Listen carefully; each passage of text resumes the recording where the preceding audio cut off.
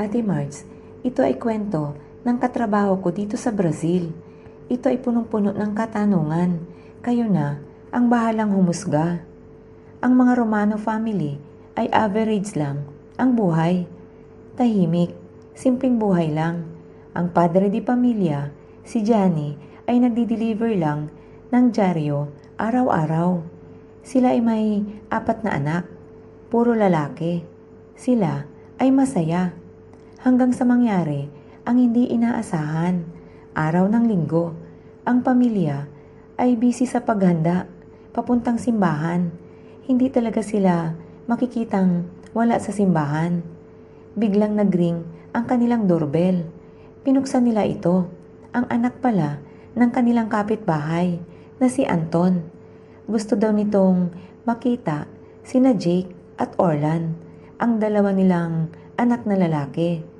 Gustong makasama ni Anton sina Jake at Orlan papuntang simbahan.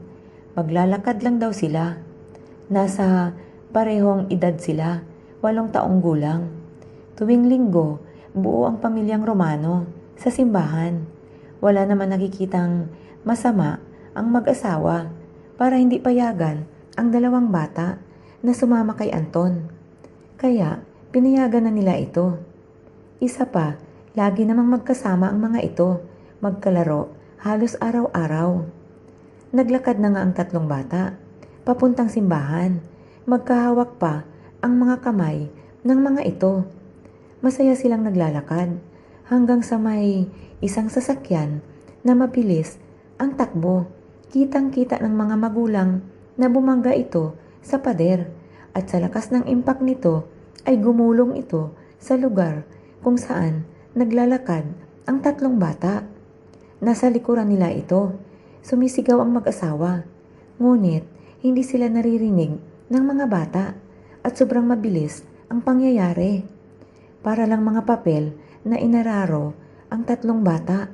Lahat ng nakakita ay hindi nakakilos. Dali-daling bumaba ng sasakyan ang kaibigan ko. Ngunit huli na ang lahat.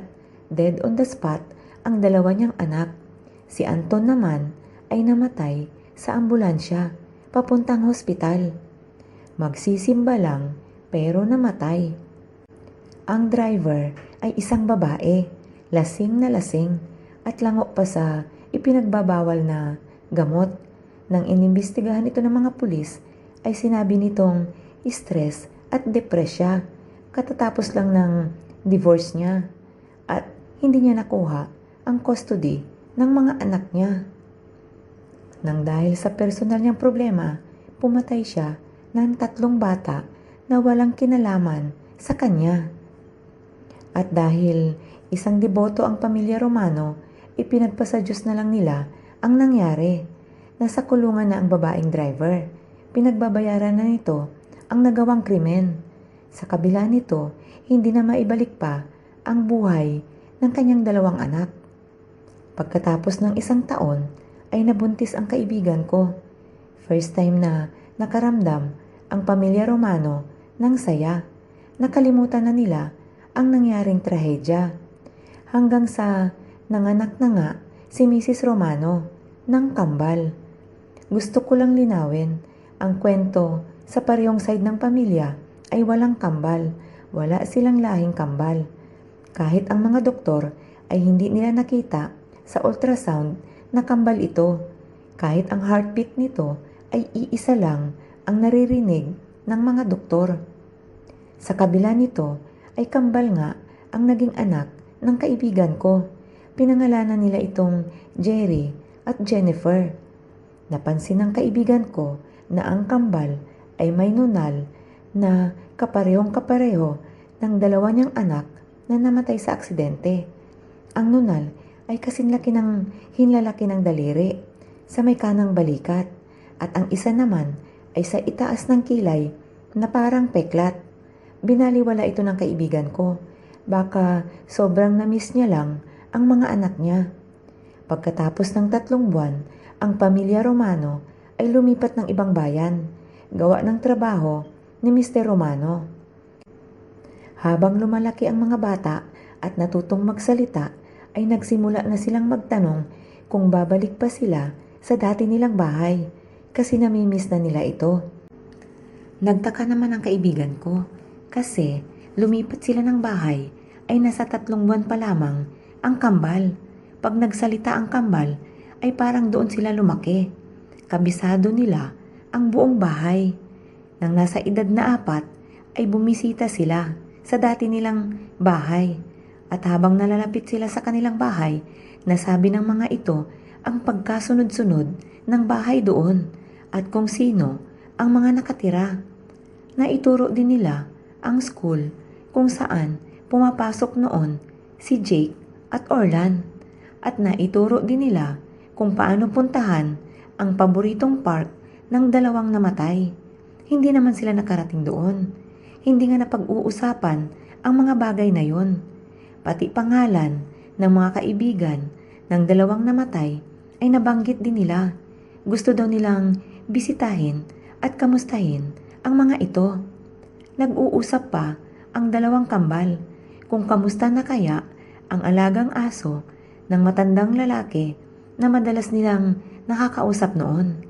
Habang nakikinig ang kanyang mga magulang ay nakakaramdam na ito ng takot, naguguluhan. Pagkapasok nila sa bahay ay diretso ang kambal kung saan naka-stack ang mga laruan ng kanyang namatay na kapatid at kinuha agad ang isang laruan na paboritong-paborito daw niya. Lumingon pa ito sa mami niya at nagsabing bakit hindi nito dinala sa nilipatan nila. Umiiyak na ang mami nila. Tinanong sila ng mami nila kung ano ang tawag sa mga laruan na nakatago. Kasi nga, yung dalawang kapatid na namatay ay pinapangalanan ang lahat ng laruan. Laking gulat ng mama nito nang nasabi nito ang pangalan ng bawat isa. Inilabas pa ng mami nila ang dalawang laruan na manika. Kahit lalaki kasi ang dalawang namatay ay may manika din silang laruan. Nag-unahan pa ang dalawang kambal na isinisigaw ang pangalan ng dalawang manika. Sina Susan at Mary daw ang mga ito.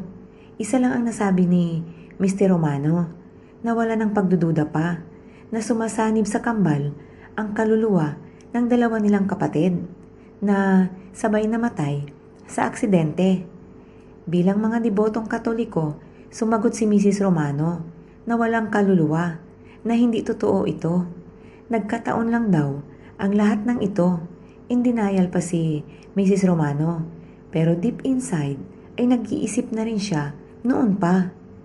Isang araw, habang nanonood ng TV ang mag-asawa at naglalaro naman ng kambal sa kwarto nila, ay nagsalita ang isa sa mga kambal. Pinatitingnan niya ang kanyang mata kasi daw may lumalabas na dugo dito. Nagulat naman sina Mrs. Romano. Lumapit sila sa may pinto. Narinig nilang sumagot ang isang kambal na ang dugo daw lumalabas sa mata nito ay gawa ng aksidente, ang pagkasagasa ng kotse. Nagsalita din ang isa na mag-ingat daw sila kasi masakit daw pag naulit ang pagkabangga ng sasakyan. Nag-usap na ang mag-asawa na baka kailangan na nila ng psychiatrist kaya nagpatawag sila ng kung sino ang makatulong sa kanila. May dumating na saykaya at kinausap nito ang kambal. Ang sabi nito ay wala daw problema ang mga kambal. Normal daw ang mga ito. Pero sa lahat daw ng sinasabi ng mga ito ay mawawala din habang sila ay nagkakaedad. Kampante naman ang mga magulang nila, lalo na ang kaibigan ko. Ngunit naging kabaliktaran ito. Habang tumatanda sila, lalong mas marami silang sinasabi, parang itinuloy lang nila ang buhay ni na Jake at Orlan. Nagpatawag uli sila ng professional na professor, mga nag-aral sa life after death o kaya ay deathbed at kung ano-ano pa.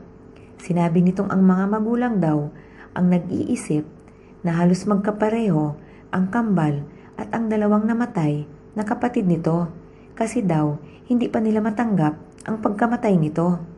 At nang manganak ng kambal ang kaibigan ko ay iniisip nito Baka kapalit ito ng dalawang nawala. Hindi matanggap ng kaibigan ko ang eksplanasyon ng profesor. Para daw sinasabi nitong baliw na siya. Kasama ko siya sa trabaho ngayon at hanggang ngayon ay patuloy pa din ang kambal. Sa inyong tagapakinig, Ate Marge, pwede po silang mag-comment kung may same case silang alam na kagaya nito. Hanggang dito na lang.